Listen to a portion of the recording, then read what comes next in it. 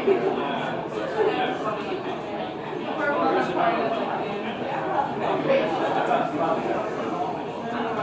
right. Questions from last time? Oh. Yeah. No, those points are automatic. Just no problem. Questions from last time? Anything on endocrine? So we're done with endocrine. Everybody's okay with endocrine? Pretty straightforward. You need to know an endocrine. All right, a couple of simple diagrams, basics between peptide hormones and steroid hormones. A little bit about every gland. There's not too much there, right? Basics. It's pretty straightforward, I hope. All right, second to last topic. We're going to talk about the urinary system. So the urinary system does lots and lots of things. It goes by lots of names. It's also called the renal system. Okay?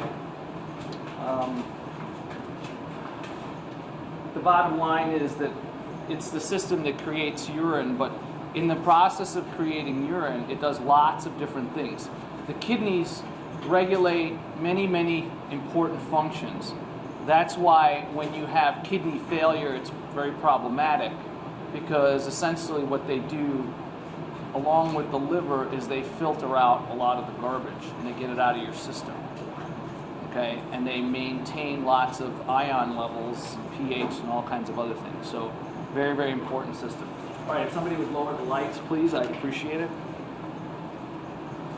So the outline, we'll do some intro. We'll talk about some anatomy, some blood vessels, some structures. I'll tell you what the important structures are. Blood vessels, functional unit of the kidney. It's this thing, it's called a nephron. And then we're gonna, and structure, and then we're gonna talk about urine production. You have the ureters, the urinary bladder, the urethra, and finally urine release. So next semester you're gonna do this and you're gonna worry more about function, right? And how this all occurs. Now it's basically an overview.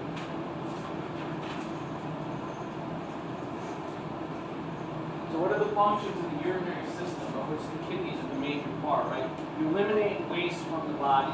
You're eliminating liquid waste, right?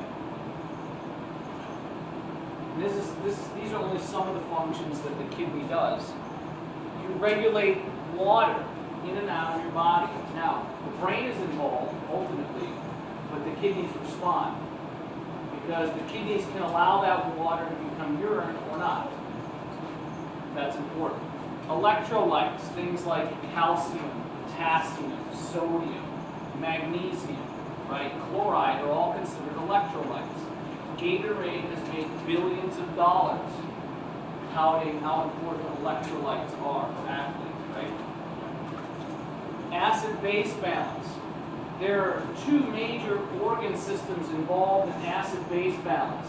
The lungs and the kidney. And then there are buffering systems that are around blood cells that involve sodium bicarbonate.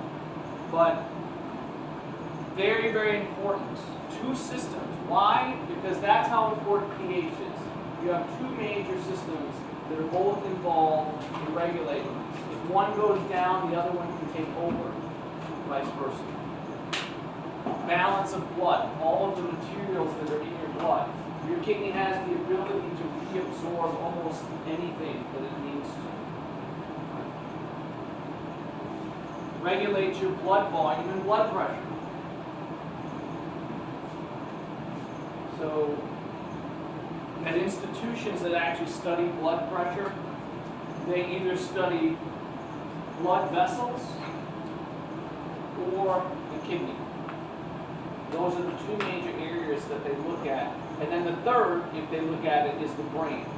So blood pressure is essentially a function of your brain, what your blood vessels do, and what your kidneys do.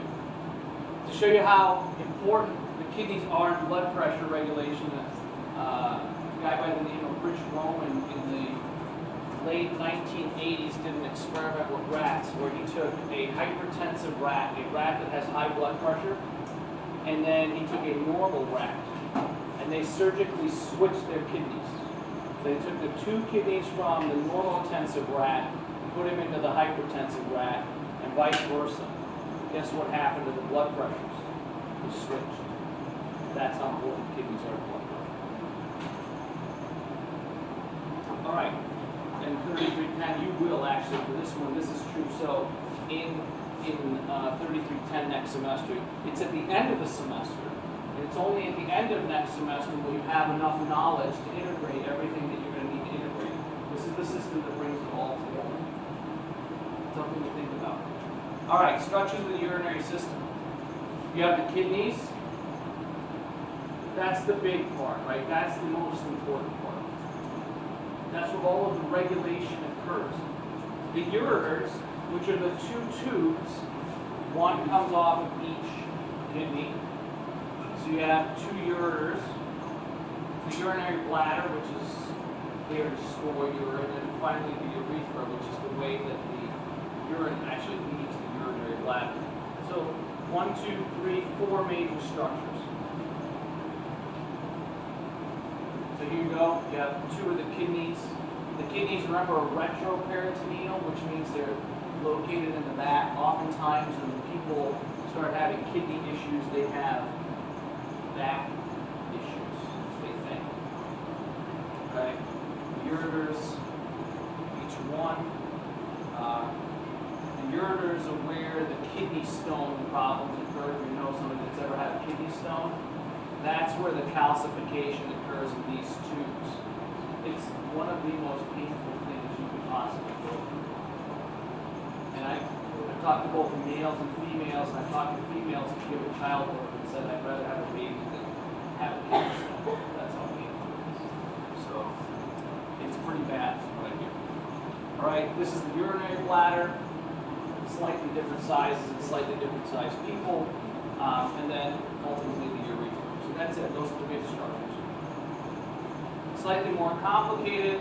What you see here is this is the liver, right? This is the right upper quadrant here.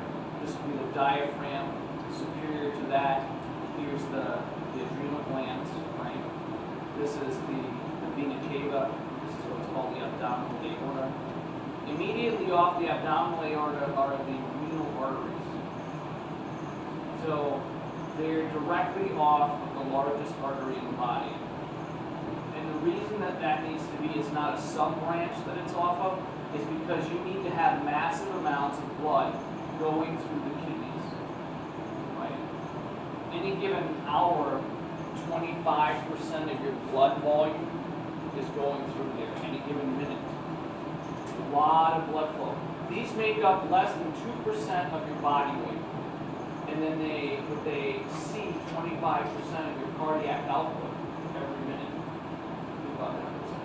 A quarter of your blood every minute is going through these kidneys. So in order to get it there, you have to get a big tube. Right? The tubes going there have to be very large, and they have to have a lot of pressure. So I call the kidneys the Tito loop. I call it that because the kidneys, they want pressure and volume. And if they don't get it, they throw a hissy fit. Physiologically speaking. They do. And that's what we'll talk about next semester, but they basically have such control that if they don't get what they want, they have the means to change things like blood pressure and volume until they get it. That's interesting. All right. They maintain homeostasis. Next semester, you start the very first chapter, the introduction, is all about homeostasis. All you're going to hear next semester, homeostasis, homeostasis. They help maintain homeostasis. Remember, it's a dynamic equilibrium. There's an amount for every chemical, every protein, every ion, water that's supposed to be in your body. There's a set point for all of them. And the body regulates all of those set points. So you control the composition of your blood. What kinds of ions do you have? How many of those ions do you have in there? What's the blood volume? Do you have too much fluid in your system? Do we need to get rid of fluid? Is there too little fluid in your system? Do we need to bring fluid back on? If you can't bring fluid back on, how are we going to start conserving fluid? Right? That becomes really, really important. pH. Again, super important.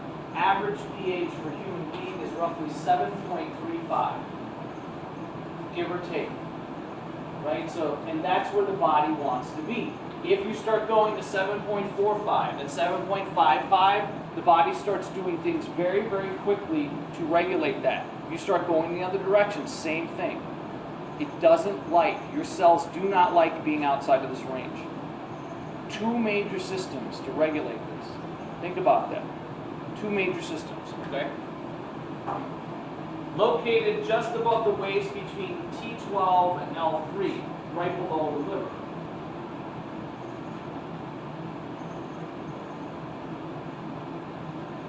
Questions so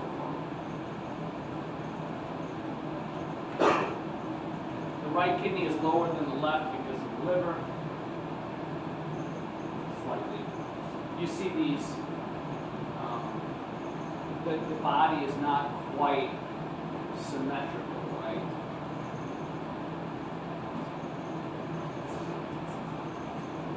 So it's slightly lower. It's really hard to tell here, but it is. Gross anatomy of the kidneys now. So the major structures of the kidney include the hilus, or hilus, however you want to pronounce it. Right? That's a structure that most organs have where arteries go in, veins come out, lymphatics go in and come out, nerves come in and go out. You have it in the lung, you have it in the liver, you have it in the pancreas. So this is a common structure. It's an opening. The renal cortex. Remember, cortex means the outer portion of any organ. So that's on the outside. Okay, when we just did the adrenal gland, we did the adrenal cortex on the outside. When we did the functional areas of the brain, we did the cortex, it's on the outside. The renal medulla, it's on the inside. The calyces, all right, the calyces are these pockets, these cavities where essentially as you make urine, it drains. So you go from small to very, very large. And then you've got the pelvis, which is ultimately like a funnel that feeds into the ureters, where all of that urine starts coming out. Okay, so the renal hilus is an area which the ureters, nerves, lymphatics, and blood vessels enter and exit the kidney. So if you understand what the renal hilus is, then you understand what a hilus is for any structure. They're all the same. Now, obviously not all hilums are going to have ureters running through them. So there are specific differences. But for the most part, you're going to have nerves, lymphatics, and blood vessels running in and out of this area. So this is the hilus. You have, this is the renal artery, this is the renal vein, these are sub-branches, and then this is the ureter. Of course, I'm not showing lymphatic here.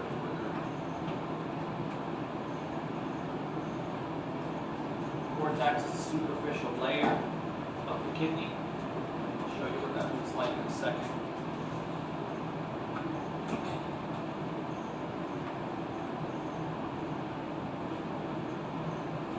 Alright, so this is the kidney in all its wonderful parts. The cortex is essentially on the outside, the first inch here or so, all the way around. Essentially, even in these pockets, it's considered the cortex.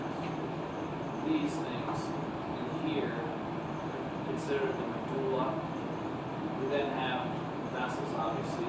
These calyces are in here, that goes with all of that. This is the renal pelvis, and then finally the ureter. In the past, I've had people memorize all of the major arteries going in and the veins coming out. I'm not going to do that. I don't even think it's in here. We're just going to skip that. Renal medulla is deep to the cortex. Again, once you know what a medulla is, no big deal. It's just what's in the medulla you need to know.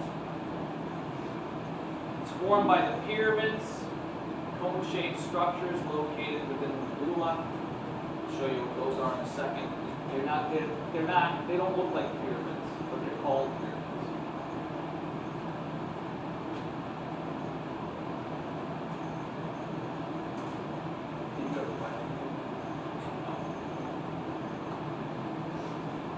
Each pyramid has a renal papillae that's pointed end of the pyramid. So papillae is usually the pointed end of a funnel-like structure. Right? Sometimes it's just an opening.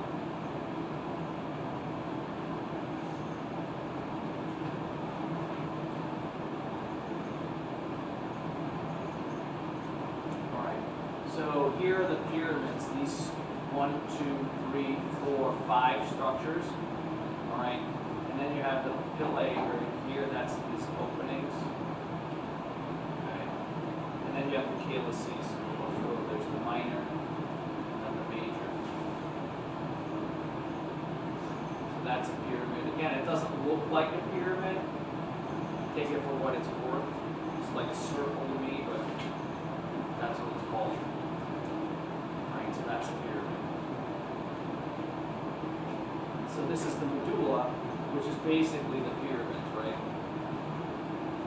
This is the medulla. So the cortex here, it's a little deceiving. This structure here is still considered part of the cortex. It's still considered the outside as this wraps around. The calyces drain the urine from into the pelvis, but drain the pyramids essentially.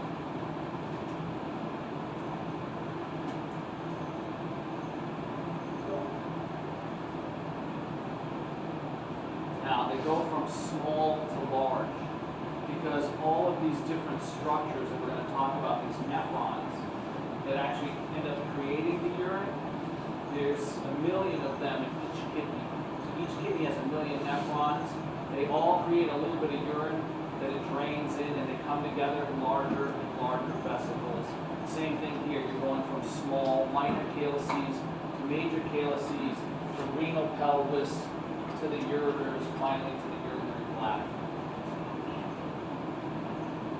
So the minor calyces are here, this section outside of the papillae. This is a minor. This is a minor, minor, minor, minor. This is the major. So there's a major here and a major here.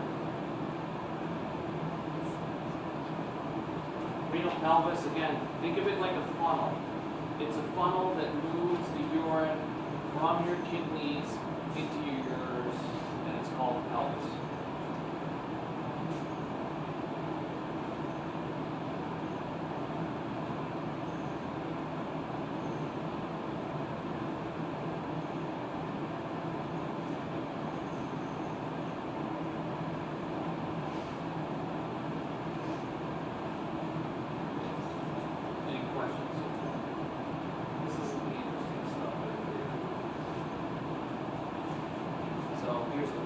This entire structure here is all the pelvis.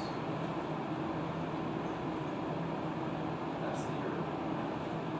Just another picture, same thing. Those are the minor calyces. That's the major calyces. Green, in orange or brown, whatever color you see.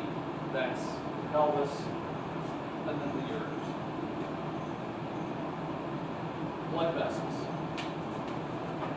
Basic gist. Oxygenated blood is carried to the kidneys by way of the renal arteries. They're a branch, which is what I said before.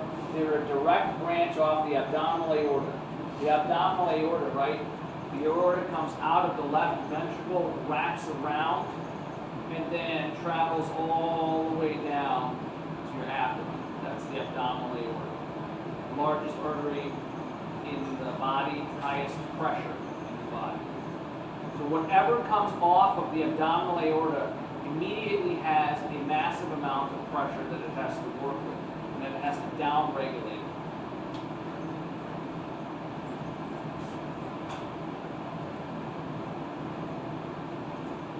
Deoxygenated blood, right, is carried away from the kidneys in the renal veins, and that goes directly to the inferior vena cava, which is the largest vein in the body.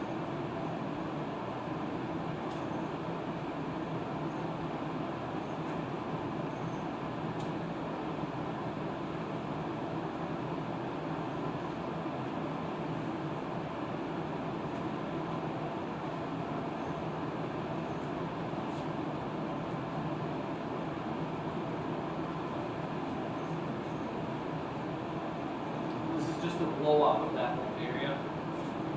Right? So here's the renal artery. You can't see it because it's blocked by the renal vein. This is the inferior vena cava. This is the abdominal aorta, which then splits into the femorals.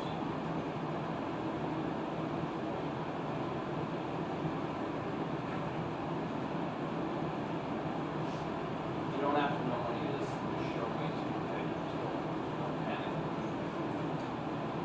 So you have the iliac arteries here, right? And then eventually you get into the femorals.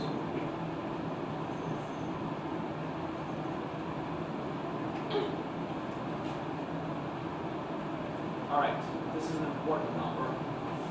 1,200 mils of blood pass through each kidney every minute. 1,200 mils, 1.2 liters.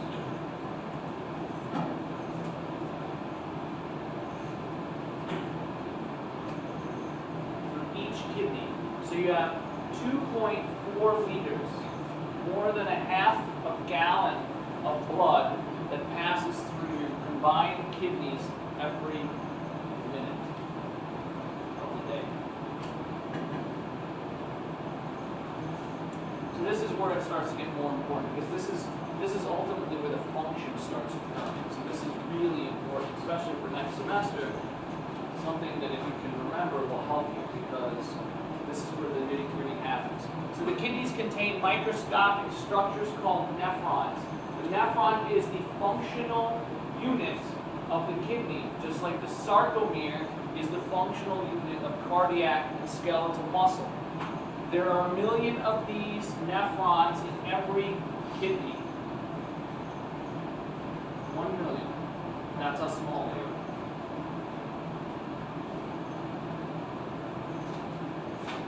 Can't see them here, but they're in here and they're also out here. So they're in the cortex and the medulla, and there are 2 different kinds. So this is the picture. I'll take you through this. It's a little confusing if you don't know what you're looking at. Okay, let's start with this one first. Okay. Start with this one here first, the one on the right.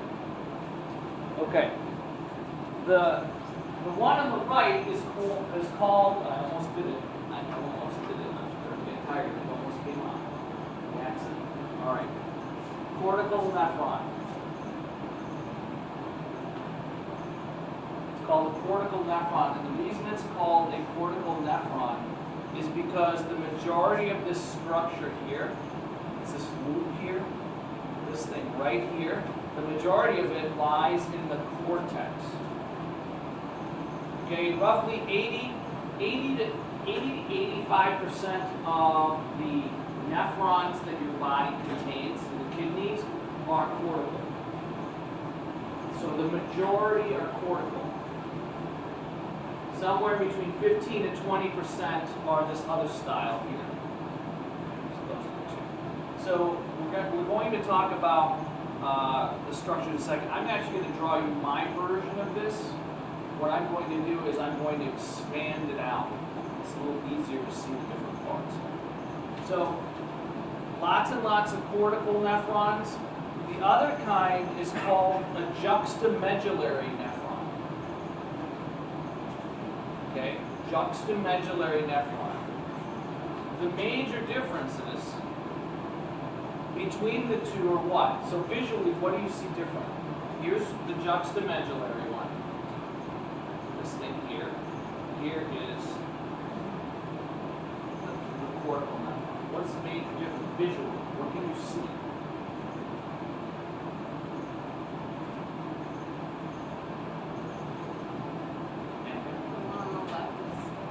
Longer. That's right. It's longer. That's huge.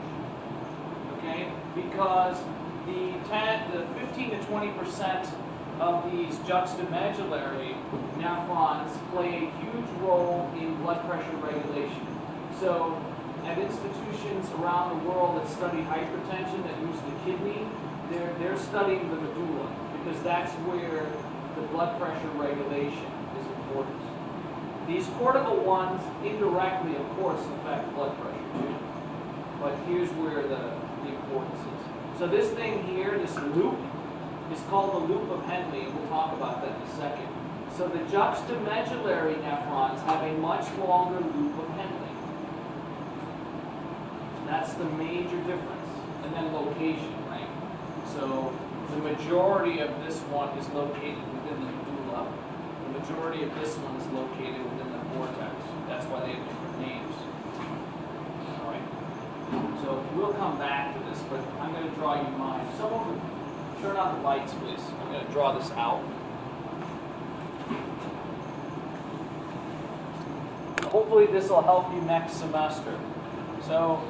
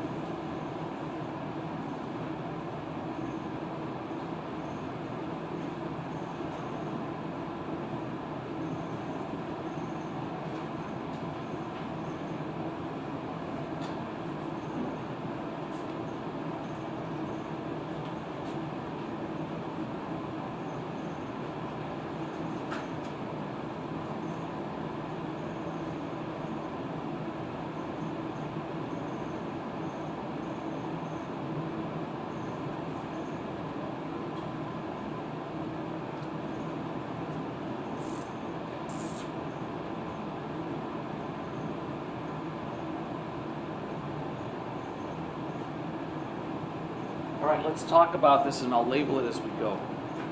So this is a nephron. This could be any nephron, right? Whether it's cortical or juxtamedullary. The only difference is going to be this loop of Henle and location, right?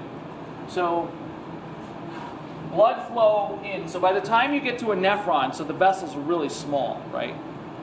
The vessels are really small, so we're just going to say arbitrarily that blood flow is in that way and out that way. It's arbitrary, meaning that I can flip-flop these and it wouldn't matter. I'll explain that in a second. So this vessel here is called the afferent arterial. Now it has to be an arterial because it's carrying oxygenated blood and it's carrying blood away from the heart, but it's got to be an arterial because it's small. Okay? That's important. This vessel out here is called the efferent arterial. Have you seen those terms before, afferent and efferent? Where?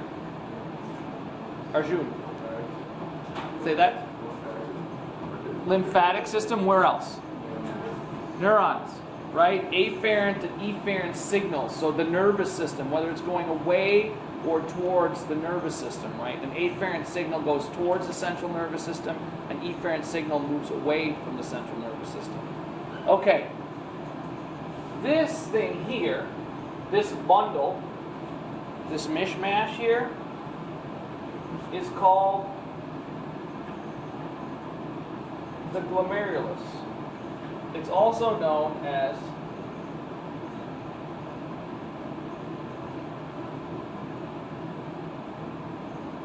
the glomerular capillaries.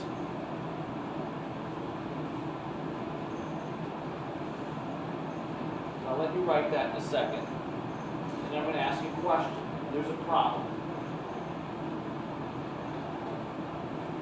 There's a fundamental problem with the picture. I didn't draw it incorrectly. It's drawn correctly. That's the way the structure is. What's the fundamental problem with those three structures? Based on what you know about the circulatory system. Annika. Yes. The efferent arterial would normally be a vein. You typically have an arterial, right? And sometimes you have meta-arterials, and then you have a capillary bed. This is a capillary bed. And then coming out of a capillary bed is a venule. This is not. This is an arterial. That is strange. You don't see that many places in the body. This is the only one I know of, actually. Doesn't mean it doesn't exist. exist, it just means I don't know them. So this is an anomaly. All right? So I'll talk about that a little bit more. So think about that for a second. All right, so these are capillaries. So the way this works is that blood, right, and this all started way out here.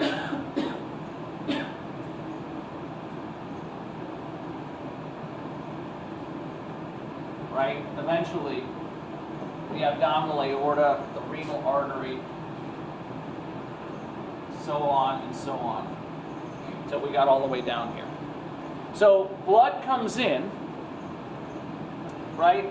Blood comes in, it goes into the afferent arterial, and this is arbitrary. You can draw the afferent arterial coming in from the bottom. It's a 3D structure in 3D space, right? I'm just drawing it by convention top down. For the same reason that in the United States we decided that we want to write from top left to right and down. But not everybody does that, right? It's convention. This is exactly the same thing. The actual structure, who knows where the vessels are actually situated? They could be situated side to side. Does that make sense to you? Don't lose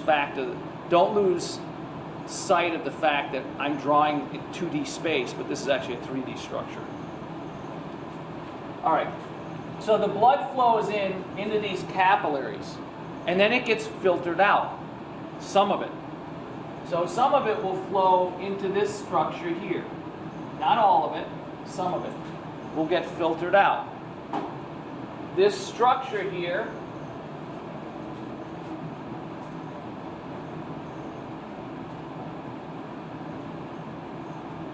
is called Bowman's capsule.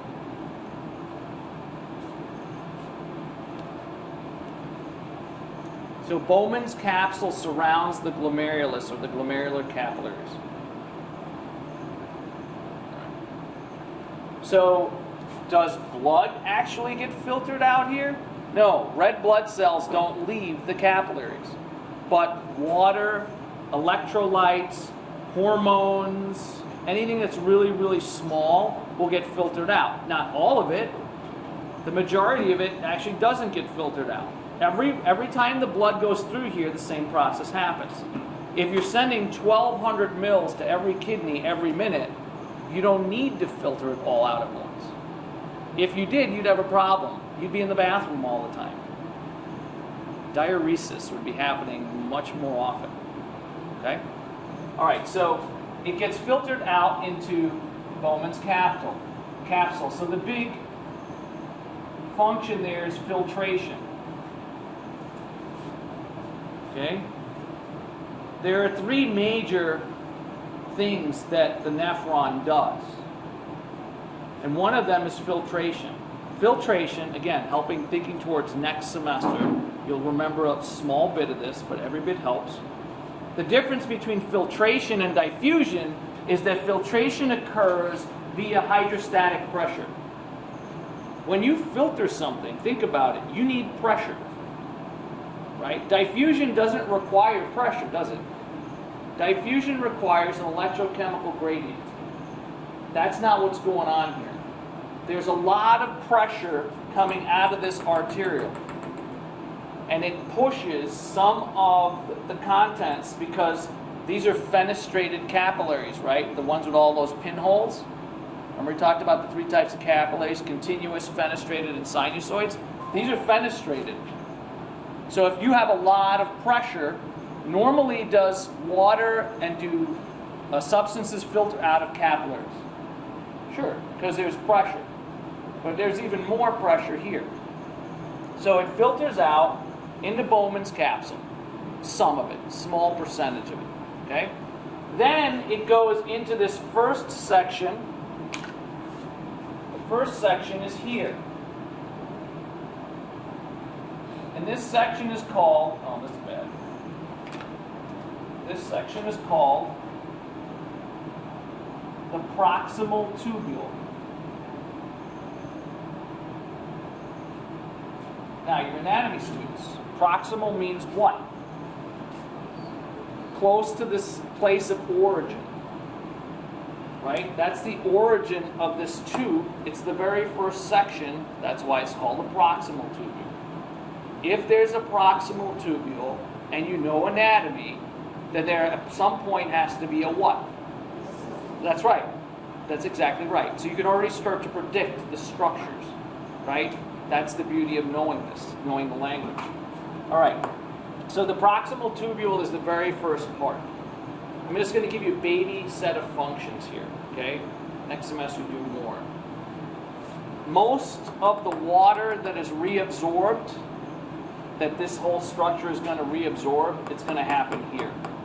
We're just not going to give you numbers, most. Okay? We're going to keep it vague. All of the sugar, all of the glucose that is in your blood that gets filtered out, gets reabsorbed here in a healthy, non-diabetic person. All of it. None of it gets to your pee. None of it becomes urine. This short stretch of tubule here reabsorbs all of the glucose in your blood that gets filtered in a normal, healthy person. Okay? So we'll just keep it simple. Simple function. Almost. That way you don't have to give me some cock and bull story about, well, I know it's really high because I gave you a percentage. I'm helping you out, okay?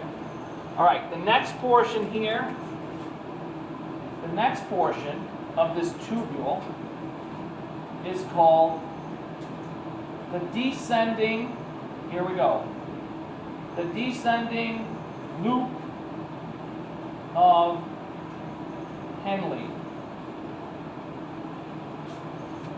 I have to ask Dr. Henle if she's somehow related to this person. I doubt it. Maybe it's a long lost ancestor of hers.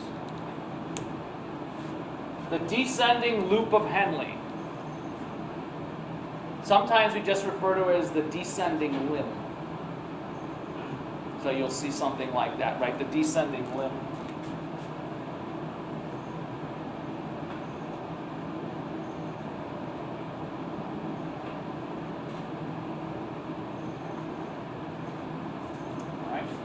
We're not going to do any function here because it's too complicated.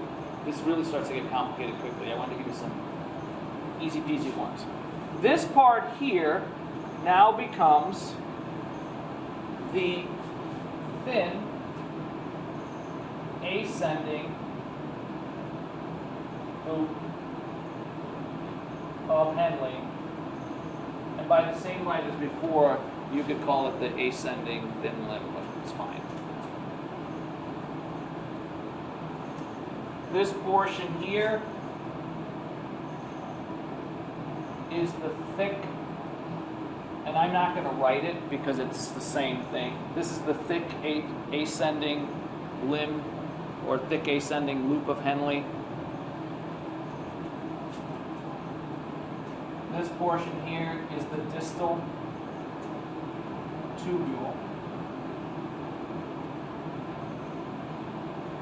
So the loop of Henle, again, this starts to get really convoluted if I start putting in labels everywhere. So the loop of Henle is simply this U structure here, from here to here, right? It contains the descending limb and the two ascending limbs. That's the loop of Henle. I'm not going to write that in because I don't even know how I'm going to distinguish that. It's the U. That means that the proximal tubule and the distal tubule are not part of the loop of Henle. They're part of the tubule. The whole thing is the tubule, the renal tubule. That whole structure is called the renal tubule, and then you break the renal tubule down in the loop of Henle, which has subparts, and then the distal and proximal tubule. This here is called the cortical collecting ducts. And there's lots of them.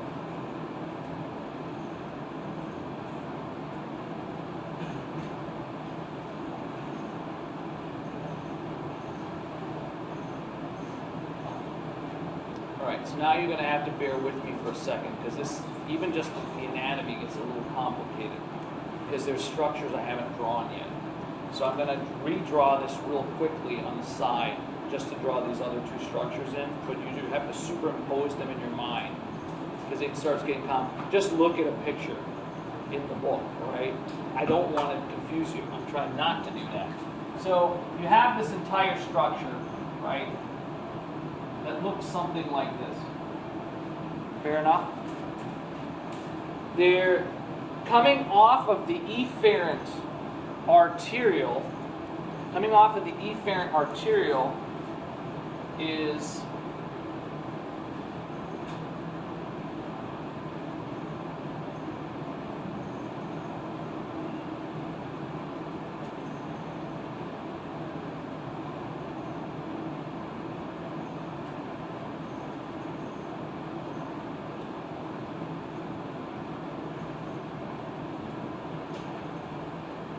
another capillary bed called the peritubular capillaries.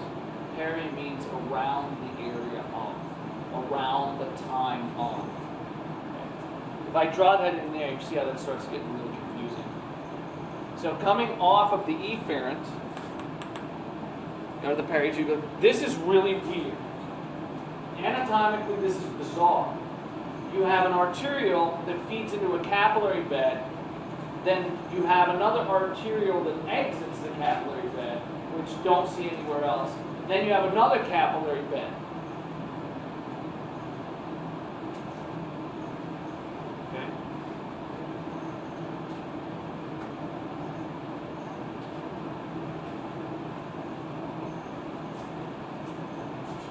Let me see. I'm just going to click this over. You can keep writing.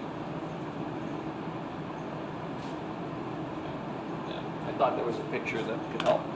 All right, so that's not the only one. So you see this mainly in the cortical nephrons.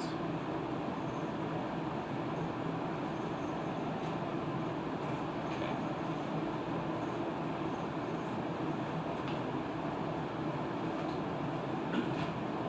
You also have another set of capillaries. That's where it starts to get confusing. This is why you don't do this until the very end of phys. You don't, once you're already going to be scared enough going in, we don't want to terrify you. Alright, so there's another set of capillaries, okay, that's predominantly in the medullary, the juxtamedullary nephrons. Predominantly. There's not a if only end.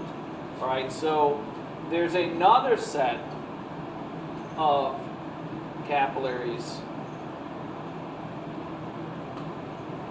that do this, essentially. They run right next to the long loop of Henle in the juxtamedullary. This is called the vasa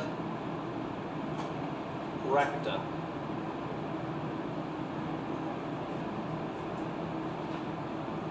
It duplicates the loop of Henle. It doesn't look like normal capillaries. Okay? And the reason, I'll give you the basic reason, just the general, because it's complicated. This is really starts to get, for most students, this really starts to get a little weird. Okay? It's complicated, you gotta spend some time on it. The reason that the loop of Henle and the vasa recta look alike is because you have to maintain gradients. Just keep it at that. You have to maintain gradients. If you don't have this extra set of capillaries here that duplicates the structure here, you get something called washout. That's really bad. This maintains gradients so that you don't get washout. What does that mean? Next semester you'll investigate that and talk about that. But it'll be at the very end of next semester after you've done all the other phys. So hopefully you'll be in the mode and it'll be okay when he explains that to you guys. Do the vasa recta capillaries also originate as they enter? Yeah, they do. That's why it gets complicated. The anatomy is it's confusing, right? There's a lot of stuff going on overlapping. So I'm trying to keep it as superficial as we can. I'm not trying to give you too many specifics. This is really important. okay? Not just for this exam coming up, but for next semester. This is really important, especially for your final. Your fundamental understanding of this is super important. So you got to look at this as an investment in time, okay? This entire class is a huge investment in time because it not only investment in time for next semester, but if you're going on to bigger and better things in healthcare, it's going to all come back. And the next time it comes back, I can guarantee you it's going to come at you 5 to 6 times faster with more detail than what I'm doing right now. So everything you remember here long term is going to benefit you long term. Not 6 months from now, but maybe a year or 2 from now. That's what I'm trying to prepare you for. Typically, I get another semester with you to sort of pound this message into your heads. I don't get that this year, so I'm doing everything I can so that when I'm not with you, I'm still with you. Get it? Okay. All right, so this is an important structure. This is as simple as I can make it for you. You should know how to draw this. Okay, so if I ask you, draw me or talk about something, it'll only be a 2-point question, right? Because there's only 2-point questions on the exam. You should be able to quickly draw something simplistic. I'm not looking for, on a 2-point question, I would never ask you to draw the whole thing. But you should be able to draw the whole thing. Okay? Any questions on that so far? Okay. So that's really important. So we're going to keep coming back to this. Right? You can take a picture of it if you want. I don't care. Whatever you want to do, but don't forget this. It's super important. Okay. So if you can lower the lights again, thank you. Nephrons help maintain homeostasis in the blood by what? Getting rid of waste. And that waste turns into urine. So urine is actually waste. Now, it doesn't mean that everything that's in urine is bad for you, right? That's not what waste means. It means that whatever's in there at the moment, your body either has too much of or just doesn't need.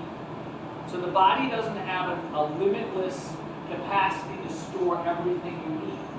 If it did, you wouldn't have to eat for months on end, right? You can store carbon as fat, that we can do, right? And there are certain things you can store, but a lot of this other stuff, it's kind of, you need to eat on a daily basis, some things you need on a weekly basis, right? That's basically the way humans are formed. And so waste is not a bad or a good term. It's just stuff that we don't need right now. Some of it's toxic. So some of the stuff that comes out of the urine is harmful to you. Other parts, they're not harmful. We could use it, but not right now. Sorry. Got too many of those. Don't need any. Okay, returning needed materials to the blood. So if we look at the 3 major functions, or the 3 major ways that the nephron does its job, right? It does filtration. It does something called reabsorption. And then it does something called secretion. So in order to do all of the things that the kidney does, all of those functions that it needs, it has 3 ways of maintaining that. It filters, it reabsorbs, and it secretes. All of that happens in here. That's how it regulates blood pressure, water volume, electrolytes, pH, by doing those 3 things. So when we say returning needed materials to the blood, we say that's reabsorption. That's what this is. This is called reabsorption. It's not the same as the digestive system, right? The digestive system, your small intestine absorbs things. The kidneys reabsorb because the stuff came out of your body essentially, and now you're taking some of it back. That's the difference between absorption and reabsorption. The stuff that's in your intestine is there for the first time, comes into your body. The stuff that's here that got filtered out technically is outside of your body in terms, you can sort of think of it that way. And now if you want to get it back in, you've got to reabsorb it. It was there, but you'd have this thing called bulk filtration, right? There's no filtering system there. There's no more specific way to filter things at the Bowman's capsule. In other words, you just filter everything. Anything that comes through gets filtered. Okay, each nephron is composed of a renal corpuscle and a renal tubule. So the renal corpuscle, right, is made up of Bowman's capsule, right? Bowman's capsule and the glomerulus. That's all. The two of them together are called the renal corpuscle. All of this other mess here is called the renal tubule. Again, if I tried to label this in here, it's a hot mess, right? So these structures here, this is the corpuscle, this is the tubule.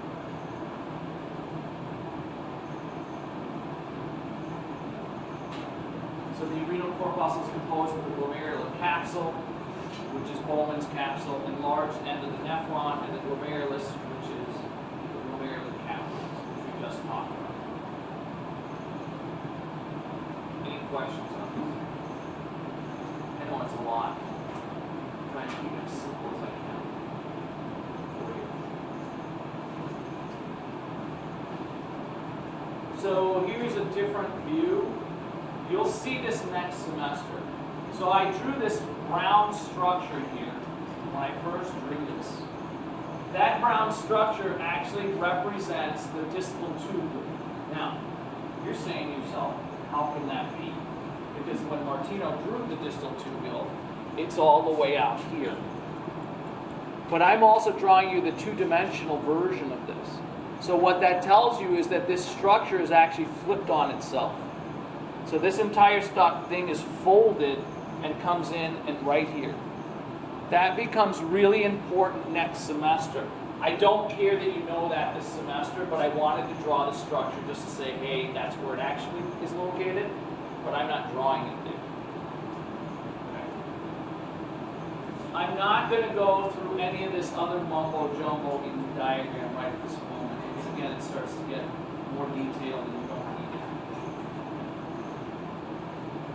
So that's the corpuscle. All right. As blood flows through the glomerulus, substances are filtered out of the blood plasma in the glomerular capsule. That's called bulk filtration. That's the first thing that the nephron does. So that's what I've been saying. Everything gets filtered. The only things that don't make it through, that shouldn't make it through, are large proteins, albumin, and red blood cells. If you have a lot of protein in your urine, you better be a weightlifter, an athlete. That's the only excuse you have to have lots of protein in your urine. It's not even lots, a little bit. If you're sedentary and you have a lot of protein in your urine, you probably have some kind of renal damage. If you're some kind of an athlete who lifts weights, does some kind of resistance training, for some reason, it's okay. There's no damage, it just happens to be. We don't know why. But I know that if you don't do anything and you're a couch potato and you have that, for instance, if you're a 65-year-old man that does nothing, that's a bad sign. You're not supposed to have that protein.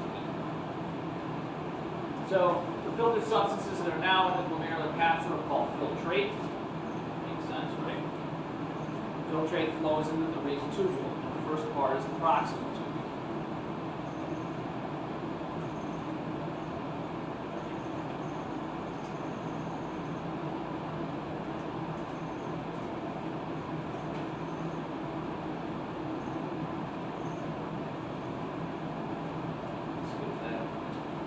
Tubule.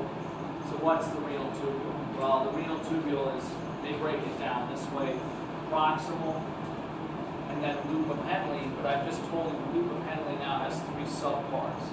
Descending limb, thin ascending limb, and the thick ascending limb. So you put under here three structures, and then eventually the distal tubule. Again, everything's here. This is just a total reiteration of everything I just said.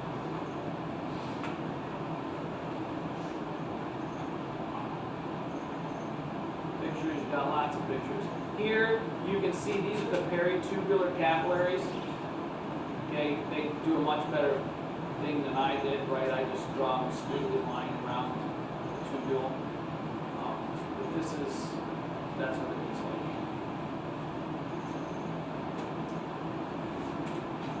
So, the proximal portion of the renal tubule receives the filtrate. Again, this is just stating what's in the, if we look at the diagram, that's what we're going through the pathway now, right? The portion of the renal tubule receives filtrate from the glomerular capsule.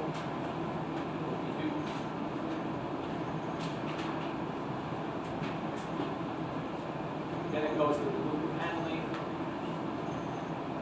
right? Without actually giving you all of the functions. So there's a lot that I'm skipping, right? There's a lot of stuff going on here. There's lots of transporters, there's epithelial cells, there's stuff going in and out, there's hormones that are involved here. I'm skipping all of that. So basically I'm taking you down through my picture, which is very, very exciting for most of you that can see the faces. I'd rather be at Disney, right? I would. I mean, I love what I do. It's where me cold. Snap the place on there. Okay. One more, I think we'll call it a day. For you. Right, so you go through that. They pretty quickly in this lecture put you from the proximal tubule to the distal tubule, right? The distal tubule then drains into the collecting ducts, which is exactly what I do. So there's really not that much in the slides that I haven't drawn you here. The majority of it is on this picture. If you understand this picture, there's not a lot extra here yet. So, somebody would turn on the lights, please. 3 most important things today.